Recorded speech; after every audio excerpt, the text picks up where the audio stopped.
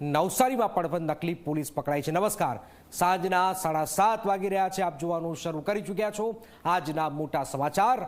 ઉચરક જી હા, નવસારી પહોંચે નકલી પોલીસ પકડાઈ છે। શેખ નવાઝ જાહિર નામનો યુવક દબોચી લેવાયો છે। પોલીસમાં ભરતીના નામે રૂપિયા પડાવ્યા છે। યુવકને વર્દી, ટોપી, બેલ્ટ સહિતની વસ્તુ આપી છે। યુવક પાસેથી 85,000 પણ કોલ લેટર આપ્યો।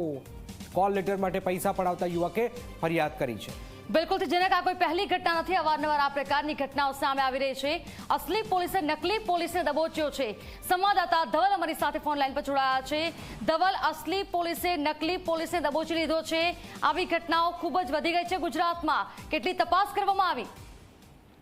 જી, આ જે નકલી પોલીસ છે એ સુરતના કડોદરામાં જીઆરડી તરીકે કામ કરતો હતો। એટલે એને પોલીસનો કામગીરી કેવી છે એને ધ્યાનમાં હતું અને એના આધારે એણે આખું ષડયંત્ર કહી શકાય કે આ ઠગ ભગત બની ગયો હતો અને એણે પુત્રને પોલીસ બનાવવાની ઈચ્છા દાખવતા પિતાને ભેરવ્યો હતો અને 85,000 રૂપિયા જેટલા પડાવી લીધા છે। આ નકલી પોલીસે કોલ લેટર પણ આપ્યો હતો।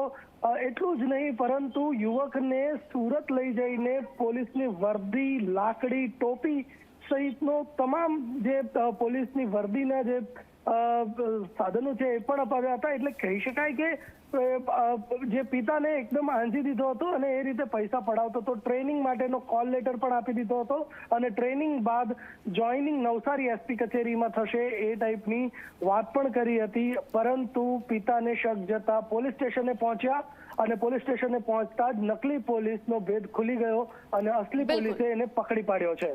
જી બિલકુલ, ધવલ, આભાર આપનો તમામ જાણકારી માટે।